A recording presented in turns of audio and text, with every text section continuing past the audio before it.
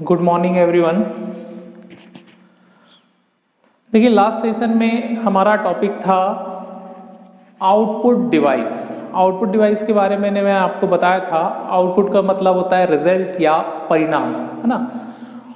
Output device का मतलब होता है युक्तियां, मतलब कंप्यूटर की ऐसी सभी डिवाइस जो सीपीयू में डेटा एवं प्रोग्राम्स की प्रोसेसिंग के पश्चात प्राप्त परिणामों को यूजर को प्रदान करती हैं, वो क्या कहलाती है? आपकी आउटपुट डिवाइस। आउटपुट डिवाइस का काम होता है सीपीयू में डेटा एवं प्रोग्राम्स, मतलब हमारे द्वारा दिए जाने वाले सूचना एवं निर्देश।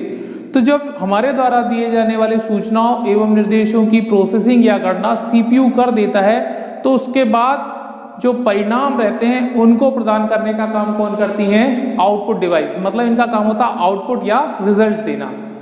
अब अलग अलग प्रकार के आउटपुट को प्राप्त करने के लिए हम कंप्यूटर में कई अलग अलग प्रकार की डिवाइस का प्रयोग करते हैं। जैसे टेक्स्ट और ग्राफिक्स के रूप में आउटपुट प्राप्त करना है तो हम मॉनिटर का प्रयोग करते हैं। हमको ऑडियो या वॉइस आउटपुट प्राप्त करना है तो हम स्पीकर्स का प्रयोग करते हैं। इसके अलावा ईयरफोन्स का प्रयोग करते हैं। यदि हमको कागज पे आउटपुट प्राप्त करना है तो हम प्रिंटर का प्रयोग करते हैं। तो कंप्यूटर में अलग अलग प्रकार के आउटपुट को प्राप्त करने के लिए कई अलग अलग प्रकार की आउटपुट डिवाइस प्रयोग की जाती है।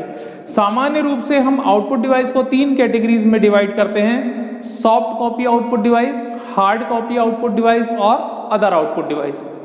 सॉफ्ट कॉपी आउटपुट डिवाइस का मतलब क्या होता है? ऐसी आउटपुट डिवाइस जो कि अपना आउटपुट स्क्रीन पर या पर्दे पर प्रदान करती हैं, वो क्या कहलाती हैं? Soft copy output device. और इनका आउटपुट कैसा रहता है?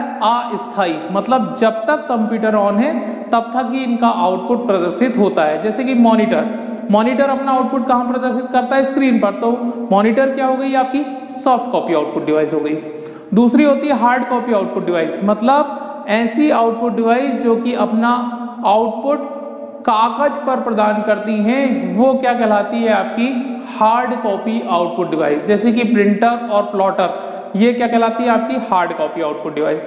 इसके अलावा हो गए स्पीकर, साउंड कार्ड, ईयरफोन, ये सब किस कैटेगरी में आती हैं? आपकी अदर आउटपुट डिवाइस की कैटेगरी में आती हैं। तो मैंने आपको बताया था कि आउटपुट डिवाइस को 3 कैटेगरीज में डिवाइड करते हैं: सॉफ्ट कॉपी, हार्ड कॉपी और अदर आउटपुट डिवाइस। जिसमें हमने सबसे पहले देखे थे soft copy output device, monitor. हमको पता है कि मॉनिटर जो है वो कंप्यूटर की स्टैंडर्ड आउटपुट डिवाइस है, मुख्य आउटपुट डिवाइस है। कंप्यूटर में हम जो भी काम करते हैं उसका आउटपुट टेक्स्ट, कैरेक्टर्स और ग्राफिक्स के रूप में हमको कहाँ प्रदर्शित होता है? मॉनिटर में। और मॉनिटर जो है वो एक सॉफ्ट कॉपी आउटपुट डिवाइस है। इससे पहले के सेशन में हमने देखे कि जो सबसे पहले मॉनिटर की 2 तकनीक यूज की गई। सबसे पहली तकनीक थी CRT, और अभी जो मॉनिटर की तकनीक यूज की जा रही है वो है आपकी फ्लैट पैनल। फ्लैट पैनल के अंतर्गत आ जाते हैं आपके LCD, LED, GPD, ये जो तकनीक है ये सब किसके अंतर्गत आते हैं? फ्लैट पैनल डिस्प्ले के अंतर्गत। लेकिन शुरुआती जो तकनीक थी वो थी आपकी LCD। जो आप पुराने टीवी या पुराने मॉनिटर देखते हैं बड़े वाले, वो कौन सी तकनीक पर आधारित होते हैं? वो कौन सी तकनीक पर आधारित होते हैं? CRT। पुराने टीवी भी, पुराने मॉनिटर भी, जो बड़े टीवी और मॉनिटर होते हैं उनको बोला जाता है CRT मॉनिटर या CRT टीवी। CRT का मतलब होता है कैथोड रेज ट्यूब। हमने देखे कि जो CRT मॉनिटर हैं इनको कलर्स के आधार पर 3 भागों में वर्गीकृत किया गया था। कौन कौन से 3 कलर थे आपके? पहला था आपका मोनोक्रोम CRT मॉनिटर, दूसरा था आपका ग्रे स्केल CRT मॉनिटर, और तीसरा था आपका कलर CRT मॉनिटर।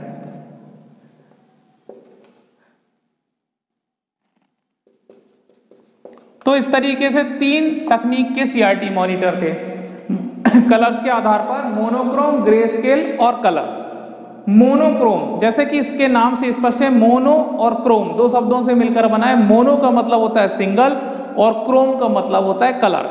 मतलब ऐसे मॉनिटर जो कि सिंगल कलर में अपना आउटपुट देते हैं वो क्या कहलाते हैं? Monochrome monitor. जैसे पुराने समय में आपकी ब्लैक एंड व्हाइट टीवी चलती थी, उसी तरीके से जो ब्लैक एंड व्हाइट मॉनिटर आए वो क्या कहलाए? आपके मोनोक्रोम मॉनिटर। क्यों? क्योंकि ये monitor single colour, black and white colour में अपना आउटपुट प्रदान करते हैं, इसलिए इनको नाम दिया गया मोनोक्रोम मॉनिटर। मोनोक्रोम मॉनिटर के बाद आए आपके ग्रे स्केल। ये आप इनको हाई क्वालिटी के जो मोनोक्रोम मॉनिटर थे वो क्या कहलाए आपके ग्रे स्केल।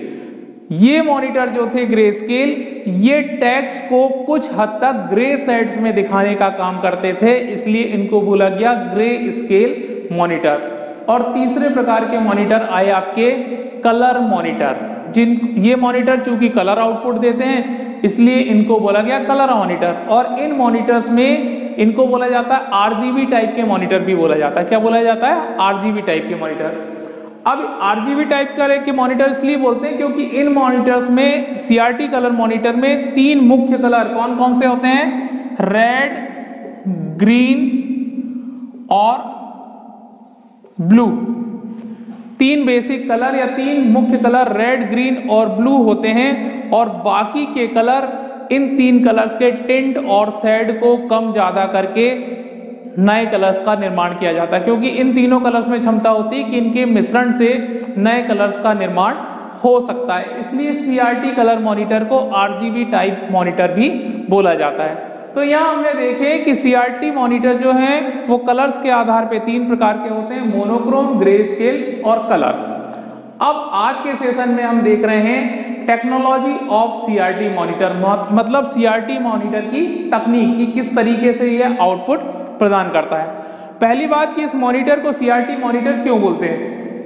देखिए, आपने सीआरटी मॉनिटर या सीआरटी टीवी देखा होगा, इसमें पीछे का भाग जो है वो शंकु के आकार का दिखाई देता है, कुछ इस तरीके से दिखाई देता है। उसका रीजन ये है कि इन मॉनिटर्स में अंदर की और शंकु के आकार की कांच की एक ट्यूब होती है, और कांच की यही ट्यूब क्या कहलाती है?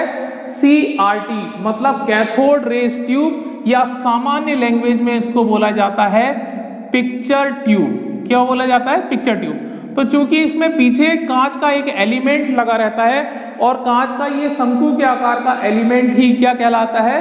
कैथोड रेज ट्यूब या पिक्चर ट्यूब। इसके साथ ही इसके पीछे के भाग में एक लाइट जलता होगा, आपको दिखाई देता है, जिसको बोला जाता है इलेक्ट्रॉन गन असेंबली। अब आपने यदि कभी खुली हुई टीवी या खुली हुई मॉनिटर देखी होगी तो आपने देखा होगा तो ये पिक्चर ट्यूब या सीआरटी जो है वो काला कलर का आपको दिखाई देता है। उसका रीजन ये रहता है कि इसके फ्रंट पैनल से लेकर यहाँ तक अंदर पूरे में फास्फोरस की परत होती है। फास्फोरस की परत के कारण ये ब्लैक हमको दिखाई देता है। अब इसकी तकनीक क्या होती है कि जब हम इस मॉनिटर को पावर देते हैं, तो जब आप पावर देते हो तो ये इलेक्ट्रॉन गन असेंबली से इलेक्ट्रॉन रेज, मतलब कैथोड किरणें निकलती है। वो कैथोड किरणें जाकर फास्फोरस की परत से टकराती है, और फास्फोरस की परत से टकराने के कारण इन किरणों का उत्सर्जन होता है, मतलब रिफ्लेक्शन या परावर्तन होता है। और परावर्तन के फलस्वरूप मॉनिटर के फ्रंट पैनल, मॉनिटर का फ्रंट पैनल मतलब सामने का भाग, ये 2 भाग होते हैं मॉनिटर के फ्रंट पैनल में। एक हो गया ये हॉरिजॉन्टल सेक्शन और ये हो गया वर्टिकल सेक्शन। तो जैसे ही इलेक्ट्रॉन गन असेंबली से इलेक्ट्रॉन रेज निकलती है, ये इलेक्ट्रॉन रेज जाकर फास्फोरस की परत से टकराती है। फास्फोरस की परत से टकराने के कारण इनका रिफ्लेक्शन या परावर्तन होता है, और परावर्तन के फलस्वरूप मॉनिटर स्क्रीन पर कई छोटे छोटे क्या बनते हैं? डॉट्स। और इन डॉट्स को बोला जाता है पिक्सेल। क्या बोला जाता है? पिक्सेल, या बोलते हैं इनको पिक्चर एलिमेंट। मॉनिटर स्क्रीन पर आप जो भी इमेजेस, ग्राफिक्स आप देखते हो वो इन्हीं पिक्सेल से मिलकर बनती है। हजारों पिक्सेल से स्क्रीन पर टेक्स्ट या ग्राफिक्स का निर्माण होता है। हजारों पिक्सेल से मॉनिटर स्क्रीन पर टेक्स्ट और ग्राफिक्स का निर्माण होता है। तो चूंकि ये इमेज स्क्रीन पर जो इमेज आपको दिखाई दे रही है वो पिक्सेल से मिलकर बनती है, इसलिए इन्हीं को बोला जाता है पिक्चर एलिमेंट। तो यही आपकी सीआरटी मॉनिटर की टेक्नोलॉजी होती है। क्या होती है? मैंने आपको बताया कि इलेक्ट्रॉन गन असेंबली से इलेक्ट्रॉन रेज या कैथोड किरणें निकली। वो कैथोड किरणें जाकर फास्फोरस की परत से टकराई। फास्फोरस की परत से टकराने के कारण इनका रिफ्लेक्शन या परावर्तन हुआ। परावर्तन के फलस्वरूप मॉनिटर के फ्रंट पैनल या सामने के भाग में कई छोटे छोटे क्या बन गए?